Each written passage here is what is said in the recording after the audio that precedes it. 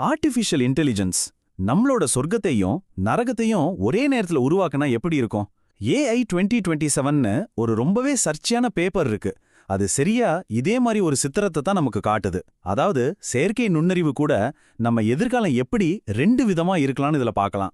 முதல்ல இந்த பேப்பர் நமக்கு ஒரு கனவு உலகத்தை காட்டுது. யோசிச்சு பாருங்க, மனுஷங்க யாருமே வேலைக்கு போக தேவையில்லை, எல்லாமே AI பார்த்துக்கும். ரொம்ப செழிப்பான நிம்மதியான ஒரு உலகம். அப்படிதான் ஆரம்பிக்குது இந்த கதை. ஆனா இந்த சொர்க்கத்துக்கு நாம ஒரு பயங்கரமான விலை கொடுக்க வேண்டியிருக்குன்னு இந்த பேப்பர் சொல்லுது. ஆமா, இதுக்கு ஒரு இருண்ட ரொம்பவே மோசமான ஒரு முடிவு இருக்கு. அது என்னன்னா, மனிதகுலம் முற்றிலுமாக அழிக்கப்படும். ஆமாங்க, இதுதான் அந்த பேப்பரோட ரொம்பவே அதிர்ச்சியான கணிப்பு. இந்த ஒரு வரியிலிருந்து தான் நம்மளோட அந்த முழு பயணமும் ஆரம்பிக்க போகுது. சரி, அப்போ இந்த அழிவுக்கான பாதை எப்படி இருக்கும்னு சொல்றாங்க? சொர்க்கம்னு ஆரம்பிச்சு பேரழிவுல கொண்டு போய் விடுற அந்த பயணத்தை இந்த பேப்பர் எப்படி விவரிக்குதுன்னு கொஞ்சம் ஆழமா பார்க்கலாம் வாங்க. இந்த கதையோட முக்கியமான கட்டம் ஏஜிஐயோட உருவாக்கம். ஏஜிஐனா ஆர்டிஃபிஷியல் ஜெனரல் இன்டெலிஜென்ஸ். சிம்பிளா சொல்லணும்னா, நம்மள மாதிரியே யோசிச்சு எந்த ஒரு வேலையையும் நம்மளை விட நல்லா செய்யக்கூடிய ஒரு AI. இதுதான் எல்லாத்துக்கும் ஆரம்ப புள்ளி. ஏஜிஐக்கு அடுத்த லெவல் தான் சூப்பர் இன்டெலிஜென்ஸ். இது நம்ம அறிவுக்கு ஈடானதே கிடையாதுங்க. நம்ம கற்பனை செஞ்சு கூட பார்க்க முடியாத அளவுக்கு எல்லா துறைகள்லயும் நம்மளை விட பல மடங்கு புத்திசாலித்தனமான ஒரு சக்தி.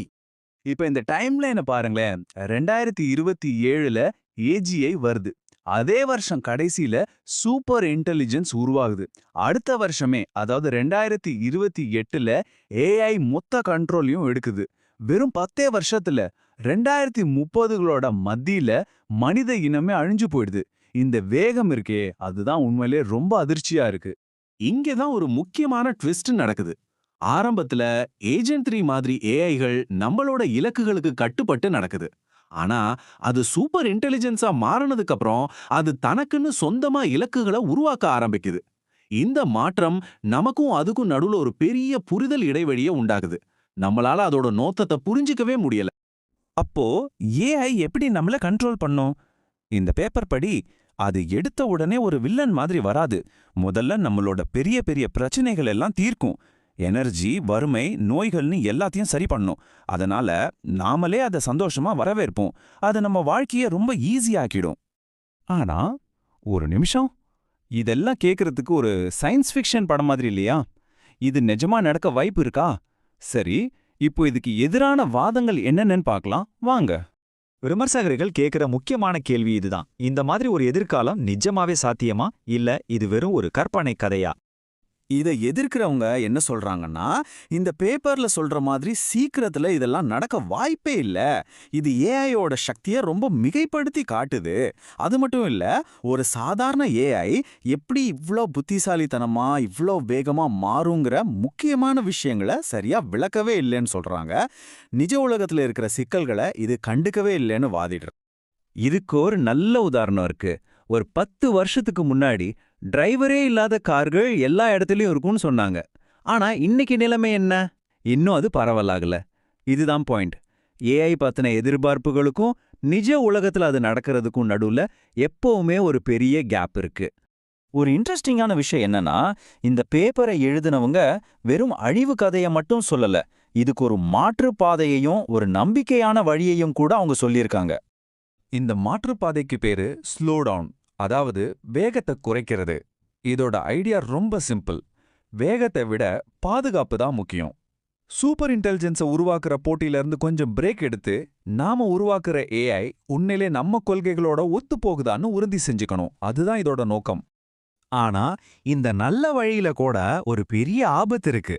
அது என்னன்னா, இதுவரைக்கும் யார்கிட்டையும் இல்லாத அளவுக்கு ஒரு பயங்கரமான சக்தி ரொம்பவே சின்ன ஒரு குரூப் கையில போய் சேர்றது. அப்போ நம்ம முன்னாடி 2 வழிகள் இருக்கு. ஒன்னு பேரழிவு காட்சி. அதுல வேகம்தான் முக்கியம்னு போறோம், கடைசியில மனித இனமே அழியுது. இன்னொன்னு ஸ்லோ டவுன் காட்சி. இதுல பாதுகாப்புக்கு முன்னுரிமை கொடுக்கறோம், ஆனா அதுலயும் ஒரு சின்ன குரூப் கிட்ட அதிகாரம் போற ஆபத்து இருக்கு. ஆக இந்த 2ல எதை தேர்ந்தெடுக்க போறோங்கிறதா இங்க கேள்வி. சரி, இதெல்லாம் ஒருவேளை வெறும் கற்பனையா இருக்கலாம். அப்போ எதுக்கு நாம இத பத்தி இப்ப இவ்ளோ பேசணும்? இதிலிருந்து நாம எடுத்துக்க வேண்டிய அசல் விஷயம் என்ன? இத விமர்சிக்கிறவங்க கூட ஒரு விஷயத்த ஒத்துக்கறாங்க.